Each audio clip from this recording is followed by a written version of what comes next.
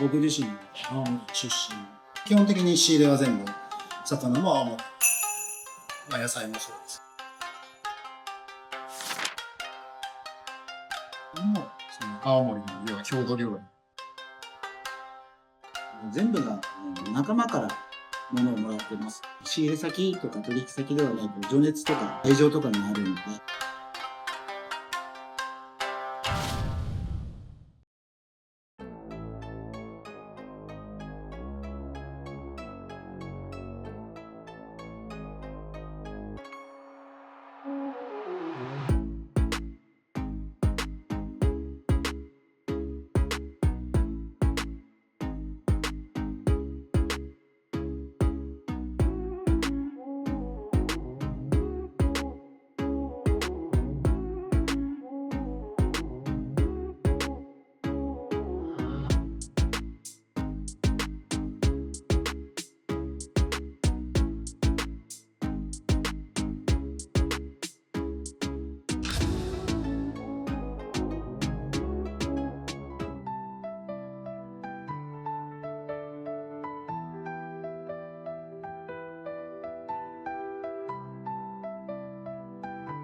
このまままっすぐ進んで2台まで。いらっしゃいませ。よろしくお願いします。お願いします。下が畳になってるんですね。大将、今日よろしくお願いします。失礼します。なんかラベルもちょっと津軽地ビールですね。五所川原っていうところで作ってる金山焼きっていう。金山焼き。地ビールからいただきます。あ、飲みやすい。あんま苦くないですね。そうですね。味はすごいすっきりしてて、食事にも味わわせやすいし。なんかやっぱグラスじゃなくてこの焼き物で飲むビールっていうのがありそうでないというか、そうですね。ちょっとあんまりないですね。贅沢感があって。そのグラスがなんか泡が消えにくいので、ずっと結構その泡が残ってます。まず温泉8寸からですね。今日の8寸です。大鰐温泉もやしという、青森の伝統のもやしがあります。温泉の地熱で育てて、温泉で洗ってから出荷するんですけども、フォルムはこういう40センチほどあるもやしで、これをもう土にこういう感じでこう立てて栽培するんですけども、香りがもうすごいですね。そうなんです。土の香りがものすごく強くて、非常に作るのが大変な作業でして、今もう生産している方がすごく少ないので、もう10年後にはおそらくないだろうっていう、青森の伝承秘蔵野菜ですね。でどんなに煮ても普通のもやしみたいにクタクタにならなくて、常にシャキシャキとしてるんですよ。小和えと言います。小和えの子はたらこの子なんですけど、そのたらこの塩味を調味料としていろんな野菜と一緒に炊くという料理なんですけども、今日はそれを大鰐温泉もやしで小和えを作っております。枝豆の毛豆が一大産地ですごく有名なんですけども、その毛豆とあとは海峡サーモンという青森で海で養殖しているニジマスがあるんですね。海洋養殖のニジマス、青森県というのは非常に盛んで、おそらく日本で一番最初に始めたのが青森県なんですけども、その、海峡サーモンと焼きナス、3層の、こちらは照りぬ仕立てになっています。黄色いソースは八戸の特産の、菊の花を使って作った自家製の菊味噌でございます。すごい。いわゆる数の子チーズなんですが、青森の市場で仕入れた数の子に、数種類ここでブレンドして作ったクリームチーズとトリュフオイルを入れて、僕自分の家でつまみで食べてたんですけども、トリュフは青森県で取れないのでどうしようと思って地物のしいたけで自家製でしいたけトリュフオイルを作ったんですけど、なんかでもうまみって感じが強い香りが。ありがとうございます。それを混ぜて作った数の子チーズ、LINE で送ったやつを、友人の作家が3ヶ月後に形にして送ってくれるっていう。すごいですね。もうでオーダーメイドってことですね。そうですね。そうか、これもよく見たらリンゴなんですね。でこれは金山焼き。これは金山焼き。金山焼き。あ、結構細いもやしなんですね。そうです。ほんとシャキシャキとした細いもやし。たらこのちょっと卵っぽいプチプチ感ともやしのシャキシャキと人参の食感で、噛めば噛むほど自然のなんか大地の恵みを感じる一品。綺麗な一品だ。枝豆が面白い。枝豆が結構主役に感じますねこれ。そうですね。味濃い。毛豆という種類で、毛豆サーモはいンの油感というかワイルドな感じが昆布締めにしてます。細かいっすね。でカズチ数数の子も青森要はニシンがいいんですか。そうですね。青森はニシン料理がうわいわゆる日本酒案件ですね。うまこれ。となるとここで聞いておきたいんですけど、はい店名のこの寿司うとうっていうのは、はい要はその店名に合わせて作ってもらった酒じゃないわけじゃないですか。じゃないですね。これは後追いですね。なんでうとうという店名の由来は。まずこのお酒、はいそしてあとは、もう宇東といったら青森県人はみんな馴染みがあるのが宇東神社という400年以上続く古い神社があるんですけども、そこからっていうのもありますし、説ではあるんですけども、昔青森県という名前がつく前は宇東村だったっていうへのもありますし、実際宇東という鳥がいます。あははい、海鳥なんですけど、はいそれからも来てるので、僕ら青森県人からすると宇東っていうのはもう結構パワーワードで、はい、なのでこの店をやるときにもう宇東とつけようと、めちゃくちゃかっこいい店名ですよね。いやでもこれお酒から食事から器からこの空間設計から青森統一じゃないですか。相当大変ですよね。もう今目の前にあるもので青森県産じゃないのはかっぱ橋で買った割り箸だけ割りましたっけすげえな。でこれ今手記がこれが津軽ビードロ。ビードロ。はい、最高すぎるわ。あー贅沢。ありがとうございます。じゃあアロマ系ですね。花思いっていう、米のそうです。種類です。青森県の米です。伝酒も全部花を作ってます。山田錦のが強いというかそう単体で濃い。ただ正直どちらも僕日本酒はそこまで詳しくないですけど伝酒のテイストがありますね。でもそこはやっぱやはり西田修これもう止まらないですね。結構これ単体でおかわりすごい出ます。確かにやっぱクリームチーズのこうミルク感というかチーズっぽさよりもやっぱもうちょっとまろやかな、それがしいたけトリュフのクリームチーズも厳選してテイストの違うものを混ぜてますから、酸味のあるやつだけじゃなくてマスカルポーネも入ってますし、ほんと芸が細かい。こちらが青森の石なぎの昆布締めになりますね。ちょっとゴーヤみたいな生の、いただきます。この油みたいなのって何でしたっけ。菜種油です。菜種油。青森は横浜町というところが一大菜の花産地菜の花。なのでエクストラバージンの菜種油を作って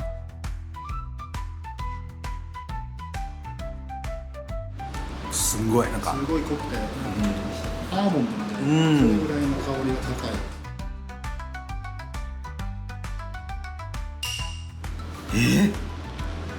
ガツ。まずは八戸のキンキですね。キンキを軽く塩締めにしてから焼いてます。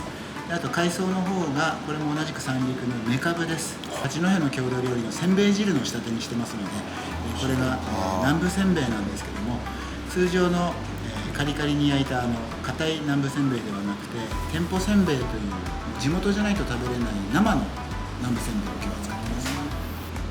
ちょっとせんべい汁のおせんべいなんですよね。南部せんべい。南部せんべい。上からごまついてたりとかピーナッツついてたり丸いせんべい、店舗せんべい。何これいや美味しいです美味しいです。本当に美味しいです、いわゆるでもやっぱりこれ郷土料理だから完全に郷土料理。あんま東京では食べれないですよね。そうですこの南部せんべいのこの感じはすごい旅館感が出てきます。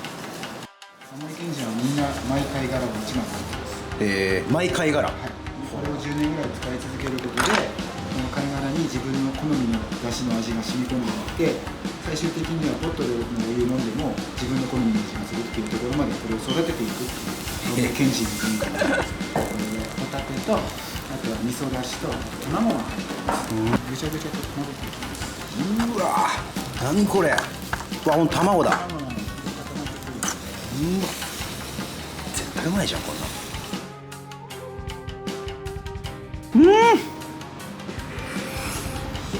うわいわゆるちょっと漁師飯的ななんか青森は出汁が全部煮干しなんですよ。煮干しか濃いなこれ。うまっ。きた。絶対うまいでしょこれ。出汁が染み込んだ究極のシャリソース。あ、これもしかしてこれは青森のねぶた漬けっていう数の子入りの松前漬けです。ねぶた漬け。顔が喜んでますね。そのねそのトロぶたトロです。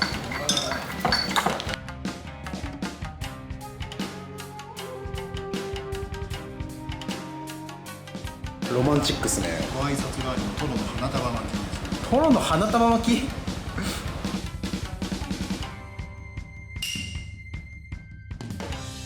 ういった感じ。つまり赤酢も米酢も使ってない。リンゴ酢2種類リンゴ酢2種類。とお塩と砂糖。塩も津軽海峡の海の塩です。砂糖は砂糖はなし。リンゴが甘いから使うから砂糖いらないんですよ。はあ。甘さがやっぱりでもコクというかお米の旨味も結構しっかりある感じです。いわゆるしょっぱいシャリじゃないのでという感じではないと思います。味は濃いんですけど、うまみ系のシャリですね。でもリンゴっていうのは言われないとわからないですね。弘前の六花酒造という酒蔵のトライという非常にこう旨味が内側にギュッと詰まっている、なんだったら果実味を感じるような、リンゴのチョコが可愛い。一番オリジナル。あ、なんかリンゴの香りする。そうなんです。全然それが入ってないんですけど。いわゆる山貝感ないですね。全くゼロです。言われなかったら僕もわかんないです。酒感がないですもん。なんか女性とかでも飲みやすそうなおしゃれなお酒だ。これガリとリンゴ？ガリとリンゴですね。リンゴは酒粕と味噌で漬けた粕漬けですね。リンゴの甘くない酸っぱい品種のリンゴを使っているので、まあ普通にガリと同じようにお口直しで食べていただいて大丈夫。ガリの方は砂糖一切使わないで、うちのシャリのリンゴ酢と、あとは割と塩強めに使ってます。まずは普通のガリから。でもめちゃくちゃ美味しいけど後半やっぱ辛みと塩味がくるタイプですね。辛いですね。もう食感がすごい好きで、リンゴのガリ、これはでもお店をちょっとすごい象徴するガリだと思う。柔らかい。何これ、しなしなしてる。結構しなしなになるまで漬けてあります。へえ、面白いですね。キャンベルアリーという地元の地ぶどうですね。それを使ったぶどうです。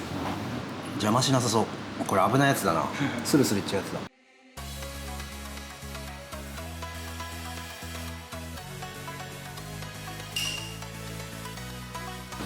どれぐらい昆布当ててるんですか？昆布は48時間しっかり当ててあります。うちのシャリが結構やっぱ個性的なので、こういう昆布を当てたりとか、なんか仕事しないとシャリにネタが負けちゃうんで、多分これもっとホタテ大きいのありますよね。まだ全然あえてでもこれシャリと合わせた時のバランス感ですよね。サイズ感が。もうこれ以上でかくするともももしちゃってちょっと食べきれないので、もうこのサイズで指定してください。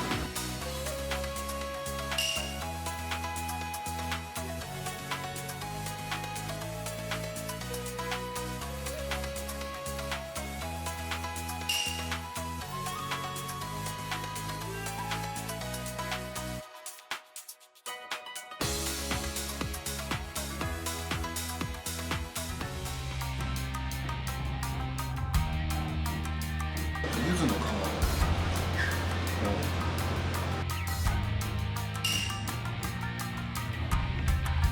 大人の色気を感じる見た目をしてる。うわ、これまた作付け半端ないな。うまっ。なんか後からどんどん香りが立ってくる。余韻が長いですね。これまたお酒あんけ余韻で3枚なんです。飲めますね。これシャリがここでまだ主張してくるというか残ってくる。これでも来るんですよ、シャリが。面白い握りだ。ちなみにネタの仕入れはどこから仕入れるんですか？中の仕入れは基本的に全部青森の塩やすい八戸の水産会社ちょっと何か所かメインはその2つの漁師さんと魚屋さんの2つでうちからこう例えば豊洲に買い物に行ってあれを買おうこれを買おうじゃなくて向こうからもう旬のものをこれが今いいこれが今日はちょうどいいですおお。八戸のマホッケですね。けホ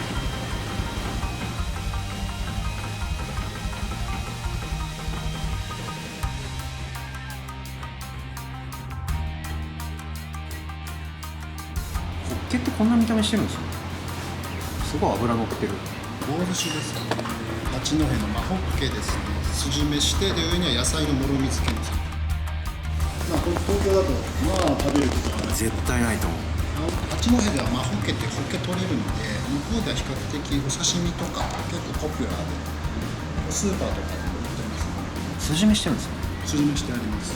軽くとみなんかちょっとのどぐろというか脂が油が結構乗ってる感じですね。油あるんですけどしつこくないですね。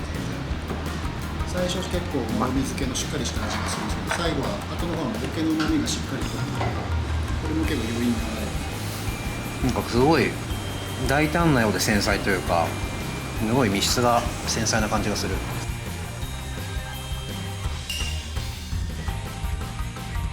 道具に多分道具ですね。どういう意味ですか？要は頭の中にある内臓ホルモンのことを青森ではタコの道具。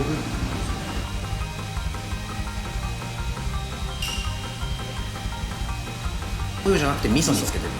火をまず火入れして、イ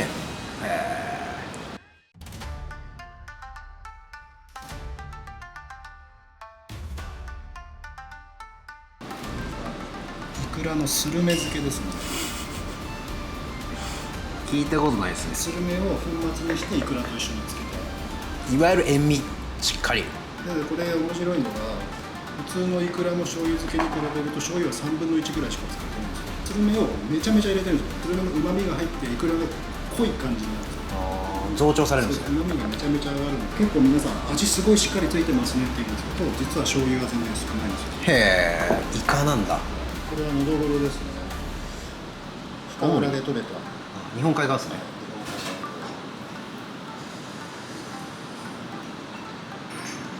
はい。崩しちゃうんですか？許しちゃいます。まさかこれドッキングドッキングフュージョンしちゃう。フュージョンしちゃううわー禁断ですね。背中の身なのでこの脂のある腹の身を焼いて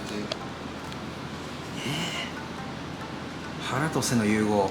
液と生うわー見たことない。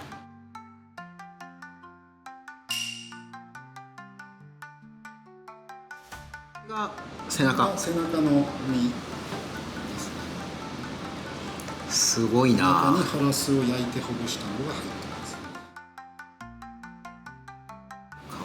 いろいろその二律背反したものが一つに混ざってる究極の矛盾をはらんだ一貫で、いわゆる生の方はすごいまだプリプリしてて、そうですね。ちょっとほぐしたそのいわゆる焼き魚ののどぐろのジューシーなのどぐろジュースをまとったやたがシャリにこう染み込んでって、結局腹の方ってちょっと握りづらいんでちょっと身がちょっと低くなるんで、はいはい、使いづらいんですよ。背はやっぱ握りやすいんでめちゃくちゃ新しいのどぐろの食べさせ方、これは初めて食べました。ありがとうござい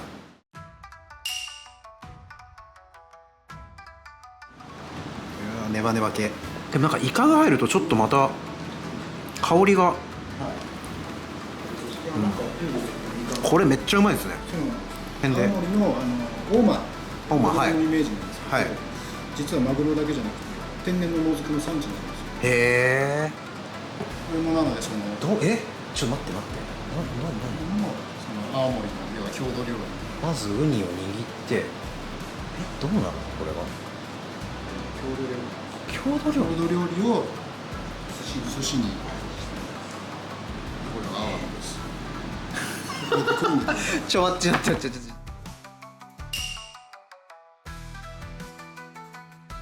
なるほど。煮巻きですね。同じように包んで一口。アワビで包んじゃうんですか？海苔じゃなくて。大盤振る舞い感がすごい。いただきます。もう一口で。一口で。はい。これ正直大トロのどぐろいましたけど一番パワーヒッターですね。場外ホームラン。カブレラだカブレラでもいわゆるいちご煮っていうのはお出汁というかお出汁です。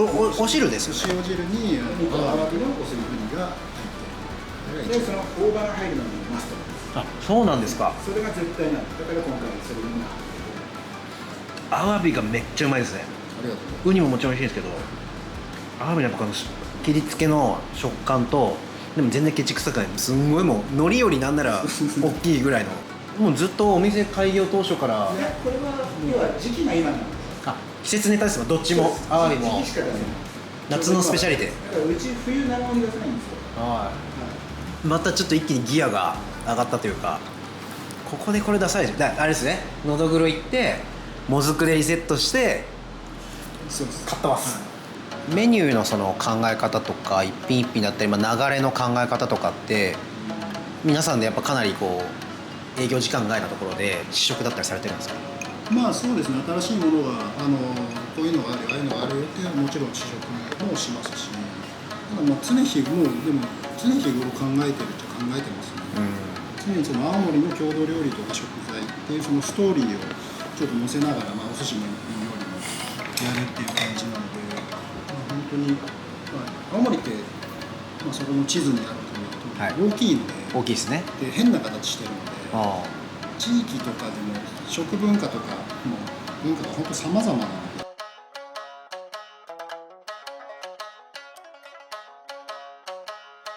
源たれ焼きですね。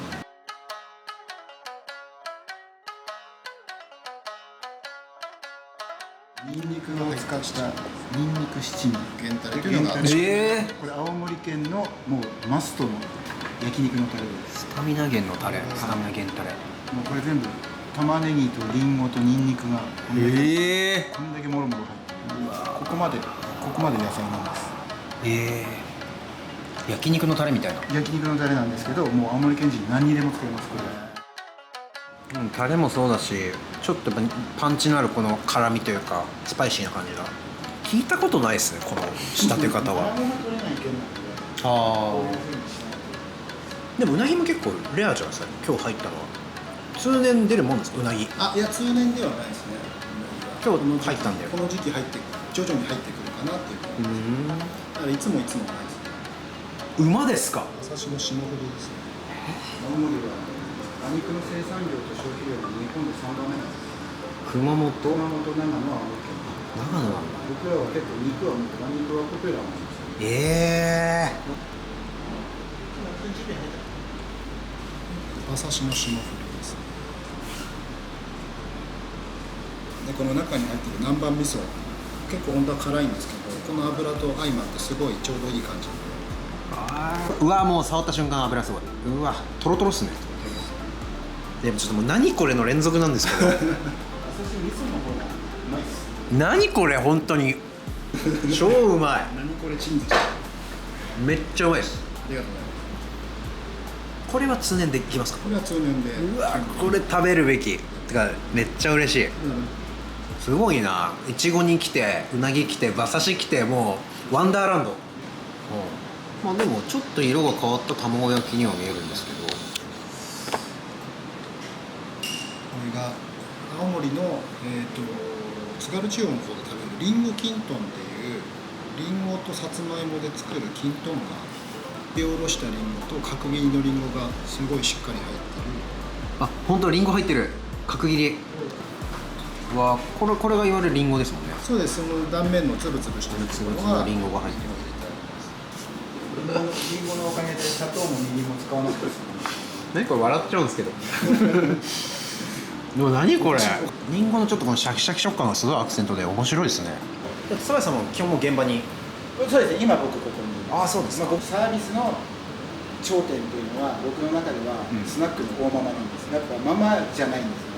大ママが来た瞬間に場の空気が全部変わるじゃないですか。僕にとってはサービスの頂点は大ママと、あと旅館の女将、大女将、この2人だったんですけど、これどっちも男だとなれないじゃないですか。だからね、ここで名乗るだけ大ママを名乗って若追い昆布のおにぎりって言うんですよ。おにぎり。これが青森の北津軽の方で普通のサイズのおにぎりを海苔じゃなくてこの昆布で巻いて食べるっていうエリアがしじみを使ったしじみラーメン。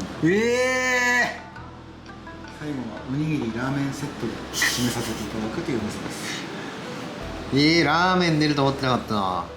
うわ、なんとはまた絶妙な独特の食感、しっかり歯応えがある昆布ですね。あー、優しい。麺めちゃくちゃうまそうですね、縮れてて。じゃあズズッといっちゃいます。うん、プリプリ系だ。美味しい。胃を洗ってくれる感じがして美味しい。しじみもやっぱ青森有名なんですね。13個っていうところで漁獲高でいうと青森実は日本一なんです。そうなんですか。新宿じゃないです。島根じゃないんだ。まあ土地にもよりますけど。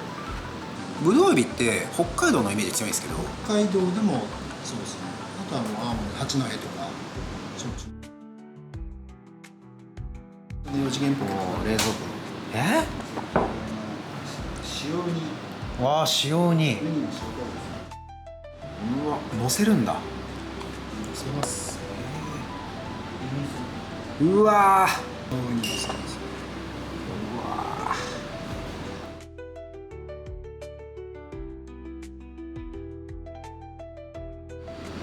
塩には結局調味料。ソースみたいな感じか。うわー、すごい強烈な見た目。強いですね。てかぶどうエビこんな甘いんですか。甘いんですよ。今塩にも持ってる塩辛くない。塩にもこれはこの塩味を調整してもらってるのでお寿司で使えるように。寿司うとうさんは来たいってなったら予約はどういう方法でできますか。まあ店舗で電話してくれたら、あとはまあネットの予約ネットだと食べログから1級1級っていう感じで、コースはお任せは何種類かあるんですか。コースは今日召し上がっていただいた1万5000円の骨盤の付きのコースと、お寿司のみの1万円のコースの、2つのコースでした。で、予約は何ヶ月先までとかありますか。基本的にはもう結構定休日は。定休日は毎週月曜日に定休日という形で、基本的に営業は夜だけです。で夜だけですね、17時から、23時までで、最終入店は、21時で、テーブルとか個室もあるし、用途によっては、どの個室もご用意あります。ただできればカウンターでおすすめしてます。はい、ありがとうございます。青森の伝州の純米大吟醸の酒粕をたっぷり使って作りました塩ジェラートですね。お塩の方も津軽海峡の海のお塩を使って作っております。隣の方が八戸の桑の葉を使った八戸桑茶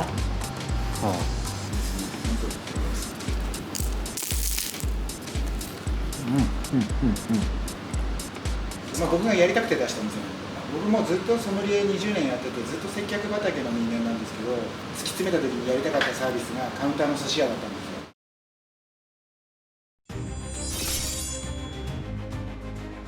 八戸のマサバですね。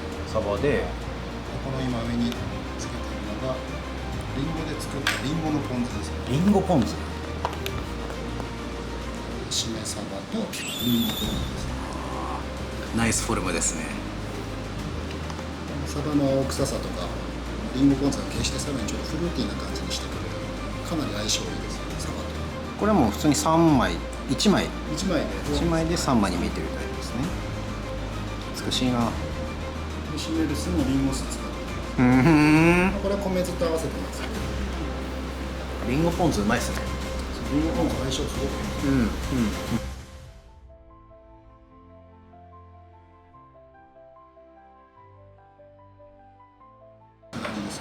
葉わさびの佃煮、ちょっとわさびは入れずにめっちゃ入れる。これ結構入れるんです。でさらにこれはマグロ節です。マグロ節をちょっとシャリにつけて、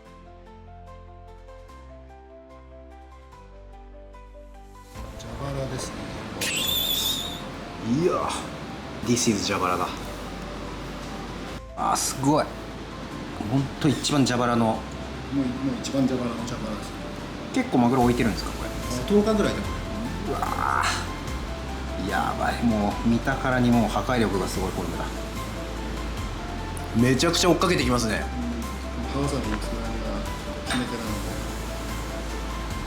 パンチの応酬がすごかったというか口に入れてからいわゆる大トロという、一番そのメジャーなネタ、マグロ魚っていうところでも味付きによってこんなにまだ広がるんだという、やっ全然変わります。ぱりまだ寿司の可能性って無限大なんだなっていうのを非常に感じました。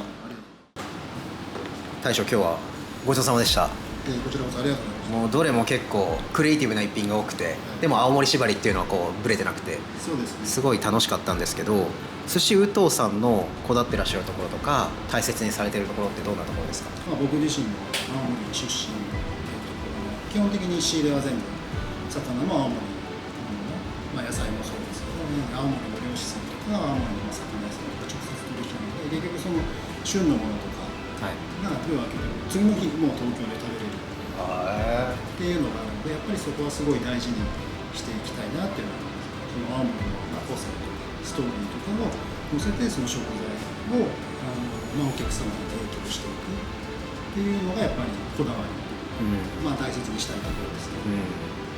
青森を知らない人、青森のことなんか何も知らない人からしたら、もう出てくるものもやっぱり目新しくて、食べたことないものとかもすごく多いので、僕らもそういうところを説明しながら召し上がってもらって、やっぱりすごい楽しんでもらえてますし、あとは結局青森出身の方もちらほらいらっしゃるので、やっぱりそういう方からするとやっぱり懐かしさもあって、こんなのもあって何なのもあってこんな食材がこうなっちゃうんだっていうふうにやっぱり楽しんでもらえるので、楽しんで帰ってもらう。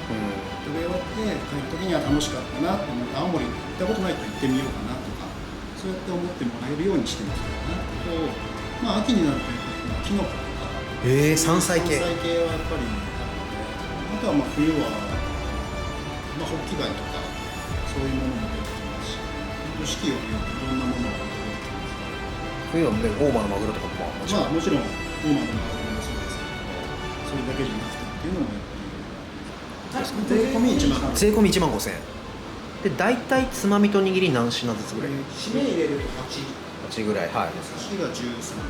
結構じゃあ20品前後ぐらいは毎回。そうでもこれ税込み1号でこのラインナップでこんだけ美味しいネタ食べさせてもらえるんだったら満足度高いっていうか、価格満足度は非常に高いのかな。でもお客さんからしたらめちゃくちゃ嬉しい。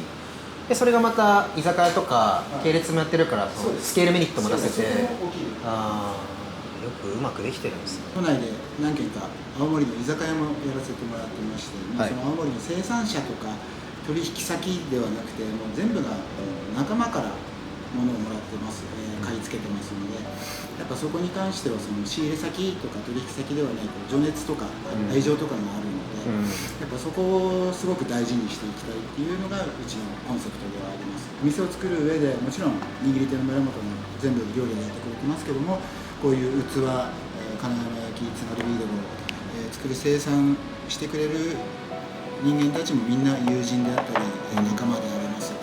あとはうちのお店をデザインしているデザイナーも店舗デザインしてくれてるのも青森県の人間で、なんだったらこの作ってくれてる内装屋も青森県人が作ってます。でこのカウンターも青森の県木のヒバの木を津軽の山から切って運んだものだったりですとか、やはり一つ一つ全部に思い出と思い入れがあるので、やはりそこをひっくるめて青森のスモールワールドを楽しんでもらえればと思いますので、ぜひよろしくお願いいたします。It's a 青森ワールドでしたね。